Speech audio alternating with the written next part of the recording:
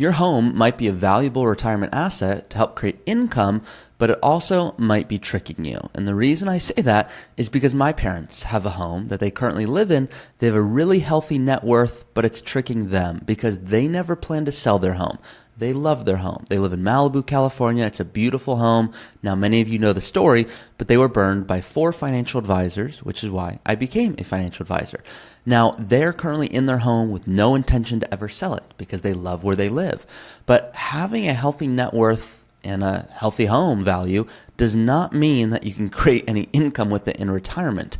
So I'm going to walk you through how should you view your home in retirement, both the mortgage interest, the equity of the home, how could you possibly use it to create a better retirement, but also helping you understand, do you even need to worry about net worth and how does that actually impact your retirement strategy? So if you don't already know, my name is Taublieb. I'm a certified financial planner. I'm the host of the Early Retirement Podcast right here, and I'm the vice president here at Root. Now, what I'm going to be going over today, there are going to be a few visuals. So if you're just listening through iTunes or Spotify or Google or iHeartRadio, I know all of you are listening everywhere.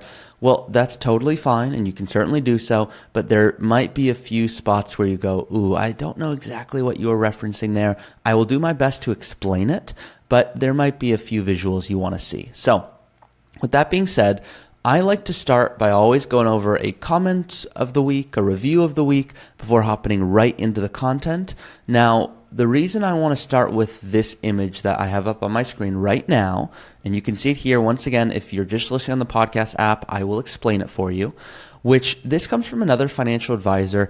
He shows 2 balance sheets here. So person A, they have $5,000 in their checking account, $25,000 in their savings, $400,000 of investments, so IRAs, brokerage accounts, Roth IRAs, 401ks, things like that, and they have $500,000 of home value, equity of their home.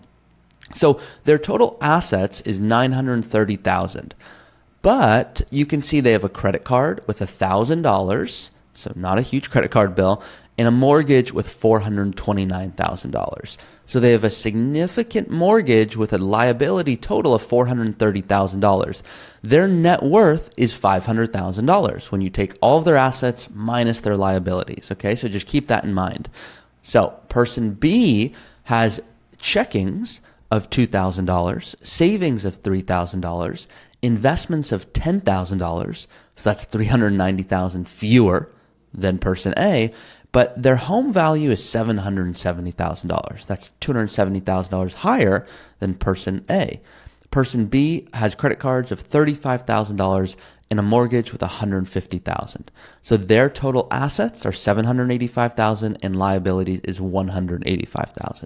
So the difference in net worth is the first person, person A, has a net worth of $500,000 and person B has a net worth of $600,000. So I hope what you're seeing right here is person B, they have a higher net worth. It is $600,000. But what you can also see is they only have $10,000 of investments, IRAs, 401ks, Roth IRAs. And this advisor illustrated it this way, wisely, to show that net worth does not tell the whole story. My parents fall in this category where their home is worth $6 million. They have a significant mortgage on it, but the level of investments they have is minimal compared to traditional retirees. So here's someone on the right, person B, who's going, well, I've got my home value and it is significant, where if they wanted to sell and downsize, there might be a few $100,000 that could actually help create income in retirement. But right now they just have a high net worth, a higher net worth than person A, but person A might be in a more comfortable position. Now, some of you are going to be like, no, how do they have a home value of $500,000 with a mortgage of $429,000? Just an example here to illustrate that net worth is something you want to consider. It's just another metric, but it's not the reason to give you confidence in retirement or not give you confidence. I have a client that's retired with $500,000 and they're in a wonderful spot because they have a healthy pension that covers all of their needs. They're not big spenders. I have other clients that want to spend $60,000 a month. That's me being Okay, some of these characters I work with are in Malibu, okay? And I'm okay with that, just so you guys know. I'll tell my client, great, you want to spend $60,000 a month? Be my guest. Here's how much income I need to be coming in, and here's how much I need your assets to be growing by. And they're like, great, I like working, so I'm going to keep doing it. Other people go, no, $60,000 a month, I don't even know what I would do with that. That would not add value to my quality of my life. And that's where I say, great, like maybe you don't need to keep working. Maybe you can stop working. So I want to make sure that no one's working longer than they need to. So this is the first example, just hopefully helpful to wrap your brain around, okay, how do I think through this? We're going to get to some specifics in a second. But the next thing I want to show you guys, because I get a lot of comments on YouTube.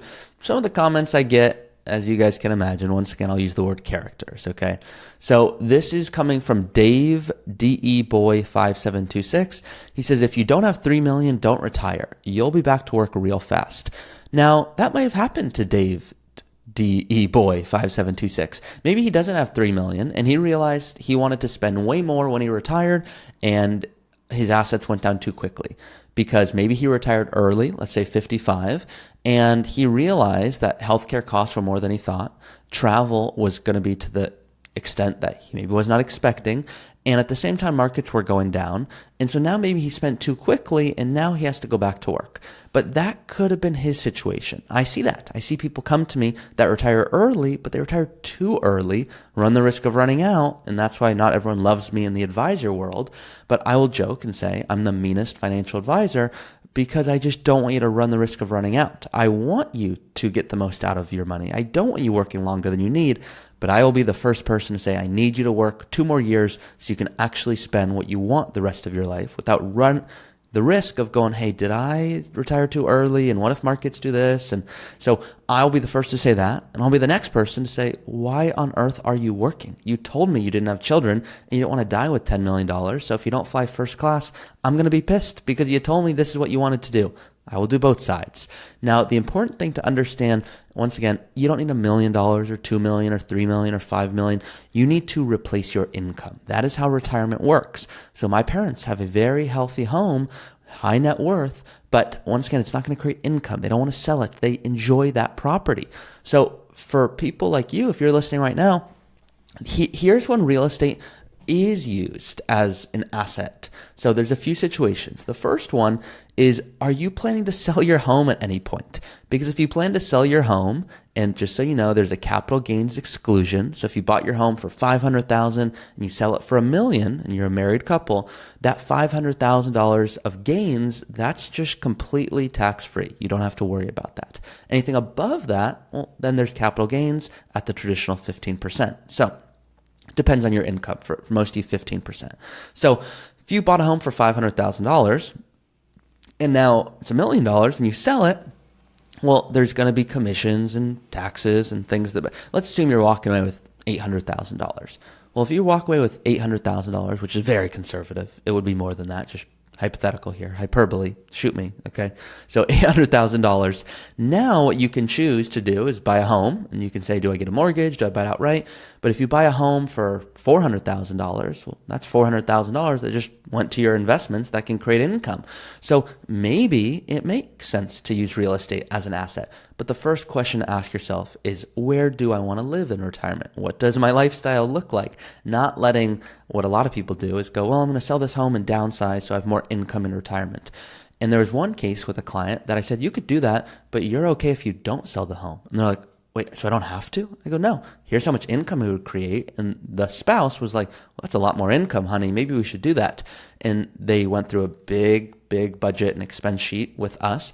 And they're like, yeah, it is more money, but we don't need that much more money.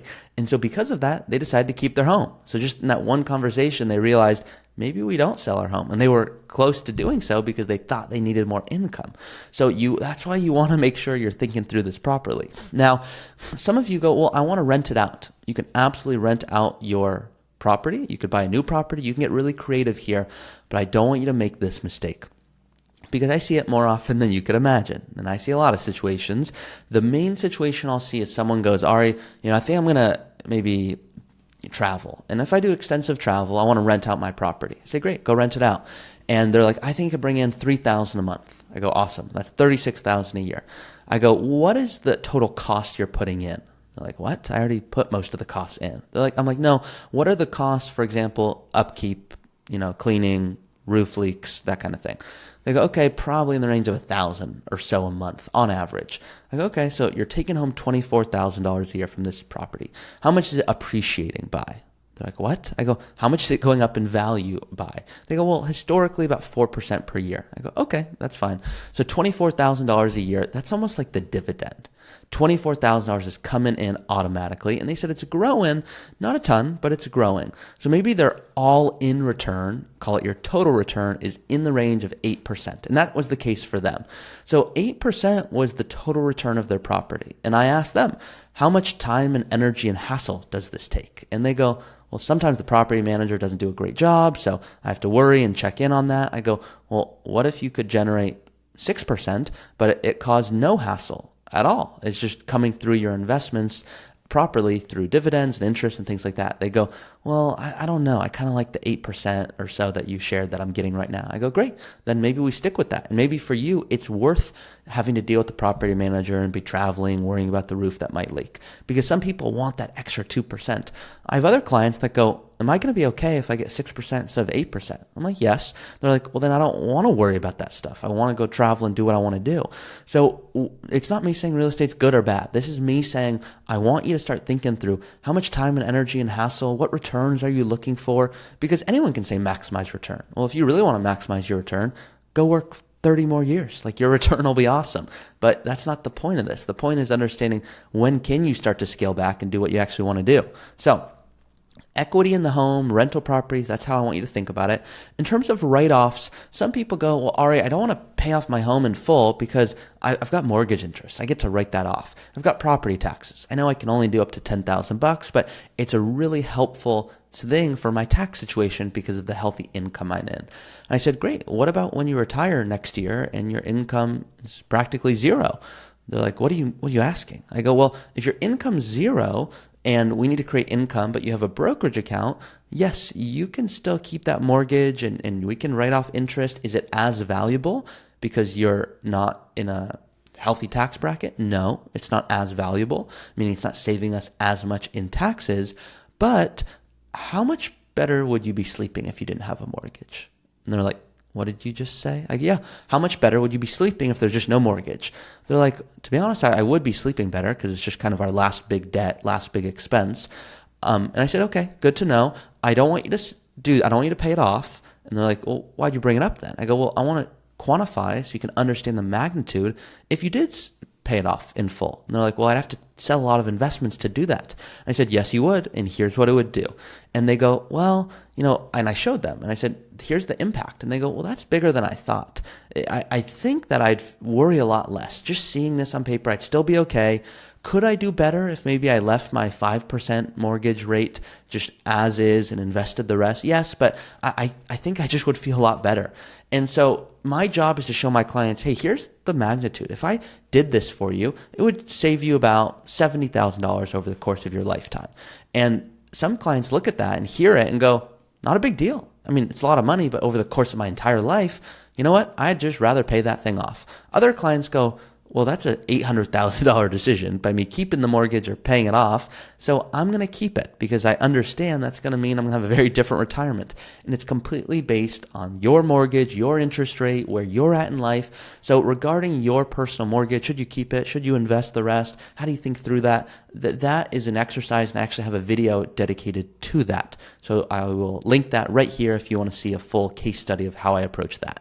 Now, that's, of course, if you're watching on YouTube. On the podcast app, I know you can't hear me or see me point at anything, but I'll reference it in the description as well. Now, regarding how to think through the home, and this is the biggest thing that I want you to take away from this episode, is it's very common someone comes and goes, yeah, I've got this home. I don't know. Should I downsize? Should I rent? How much home can I buy? What if it turns out I want to be a big traveler in retirement? I have episodes on renting in retirement. I've done almost every episode that I can think of. But when it comes to your home, your property, start with what would you love in retirement, not what you could get away with. Okay, I hear that too often. I think I could get away with $8,000 a month in retirement. Retirement is not about getting away with anything. Retirement is about saying, how much would you love to spend? And what do you need to do to be able to do that? I have one client, she is lovely, and she's like, I want to downsize. This is a true story. She's like, I want to downsize because this home's too big. We have 4 kids, and now they're all out of the home, and we don't need this level of home. I said, okay. And so we went through some planning projections. Over a year, they were spending in retirement, not big spenders. And we had a meeting and they said, Ari, I'm thinking I don't want to sell my home anymore. And I said, well, it might be a problem because when we first started discussing planning and how much you want to spend, selling your home was a big part of the strategy. So by you now saying I no longer want to sell it, that's okay. It's your money. I'm just the guide here. Here's the impact it would have on your retirement plan. And they said, yep, totally get that. I'm like, why are you so confident? Because when we first started speaking, you weren't that confident. They said, turns out I want to spend way less in retirement. I overprojected. I thought I wanted to take 5 trips a year, big international trips, luxury travel. Turns out I'm a homebody, and I thought I wanted to do that, but that's only because I was working, and for so many years, I wasn't able to travel. And now that I've had the chance to, turns out I like traveling, but not to the degree I thought. And so the reason I'm telling you this story is because this client, and you know who you are, and you're probably listening, because I know you still listen to the podcast, is your retirement. For a lot of you, you're like, I know exactly what I want to do. Others of you go, you know what, I kind of think I know, but I don't know exactly. And so I need you to be connecting all of the gaps of what retirement looks like to you the first 5 years, 10 years, 15 years, 20 years. You might want to do extensive travel the first 5 years. Then it might come down. In the next 10 years, you might do less. Then big medical expenses might occur. So we need enough assets to protect that. So the home is not just a retirement asset. My parents have a, once again, beautiful home. They're the most amazing people ever. I grew up here. I was very fortunate, but there was always stress in the household. They were great at making money, very different from a financial strategy. So they're working in their 70s. I'm really lucky because they love what they do and they wouldn't be doing anything else truthfully, but they would feel a lot better if they knew that they could actually have additional income where work was truly optional. And that's why I do what I do. So I have 2 ways I work with clients. Number 1, I work with clients one-on-one. Now, not me personally, but my team. And you don't want to work with me personally. I can promise you that. Because all I'm doing all day, every day is making videos and podcasts. And I have a few clients, very minor, that I brought on early on. But aside from that, I'm making videos, growing the business, trying to create ways and train advisors in early retirement planning because there's more nuance involved with healthcare and tax planning specifically. So that's what I'm doing. I want your advisor just watching your money all day, every day. What makes Root unique is most firms, their advisor is spending a quarter of their week talking to new clients. I don't want the person you're working with talking to new clients. I want them watching your money all day. And so I want to make sure that when you know if you're working with Root, you're getting an advisor dedicated to you who's joining us because they're listening to the podcast and YouTube channel going, that's the type of planning I want to do. My firm doesn't let me. I've got 300 clients. I work till 8 p.m. I don't have any healthy work-life balance, but I tell my clients they're supposed to, so I kind of feel like a hypocrite. I want advisors coming from Vanguard and Schwab and Fidelity going, I want to work for you. So you're working with one of my advisors, and that's how we do our best work for clients on an ongoing basis. If you don't have $2 million yet, you will one day, but you don't have it yet, or you're listening going, look, I get this, but I want to be my own advisor. This is my thing. I want to run my own projections. Maybe I want to work with you guys long term, but for now, I think I just need to get my hands on that software you use and understand, what role does my home play? What about rental income? How does all this work? For $300, you can go and access my academy. I'll link this in the description as well. This is not one-on-one guidance with me. You have me giving you guidance with custom videos to how to actually execute your retirement strategy. So yes, you have me along the way, but it's mainly you going through, putting in your own figures and data, and you can link in real accounts through Vanguard and Fidelity, so you don't have to do it manually. Now, if you're worried for any security purposes, you can do it manually, but you don't have to. So you can have a lot of fun in there, and it might give you everything you need. And some clients go, all right, I thought I maybe wanted to work with you long term and I saw the value, but I did this, and to be honest, it was sufficient for me. Some of you go through the academy and go, look, I just have more questions going through this, and that's why I need to work with someone. So hiring an advisor, I don't believe everyone needs an advisor. It's about timing and experience and what you're looking for. And I only let people move forward with us when they're like, I'm over the moon. This is what I'm looking for and what I need. So want to make sure you guys, no matter where you're at in life, you can get guidance. I originally started this academy just fun fact here. I started this because I'd get a lot of questions from current clients going, hey, I have a friend, they don't have $2 million, but they want to get help. I go, okay, maybe talk to this person. And that person that I referred them to was nice, but they'd come back, the client, they're like, all right, what the heck? I'm like, what do you mean? They're like, well, the person you just referred me to, they just told us what a Roth conversion is. I'm like, oh, they didn't go through the, hey, should I do a conversion or prioritize healthcare subsidies or impact on capital gains? They go, no, none of that. I go, oh. So what I realize is that a lot of advisors are not just going to the depth that I like to go to. Now, I love this stuff, so I just kind of assumed is what every advisor does. And now I'm realizing more and more it's less the case. If an advisor's like, I do everything, it's like, well, hard to focus on anything. So I do early retirement planning. Now, as a lot of you know, a lot of my clients don't actually retire early. They just go, really good to know. Don't need to keep working. A lot of clients go, yep, I know I'm in a good spot and I don't know why I would work, so I'm going to volunteer. So I have everyone do different things, but some of my clients come and they go, hey, I want to optimize to the nth degree. What should I do? I go, great. I need you to bring in this amount of income to make sure we're maxing out Social Security for the 35 highest years. I need you at a minimum to bring in X amount of dollars so I can max out your Roth. And I want you to do these things. So some clients, I go to that level of degree. So I want you guys to know, no matter where you're at, I want to give you a helpful resource. And this academy I built to give originally to children of clients. I would just give it to them. And they would go, this is really helpful. And I'd go, maybe other people could. So all of my ideas are coming from, and it's not me sitting down going like, maybe I create this academy. It's like, no, I want to help as much as I can. And so I'm just always trying to think of new ways to do that. A lot of you also have noticed if you have purchased the academy, inside of there's an option to book a one-on-one call with me. The reason I have that, it's sold out at the moment, but that is for clients that go, look, I just need like a one-time optimization session. In there, you can find that. It's sold out, but if you purchase the academy, you go through it fully and you still want a one-on-one call with me, but you don't feel like you need long-term guidance, you can see there's an option for that and there's instructions if you want to apply for that. So that is all for today's episode. Hopefully helpful. Just want to give you some thoughts regarding home, net worth, things like that. If anything, I hope I'm eliminating head trash for you, which is a common thing where people go, well, I don't have $1 million. Maybe I can't retire. Nope. Get that thought out of your head.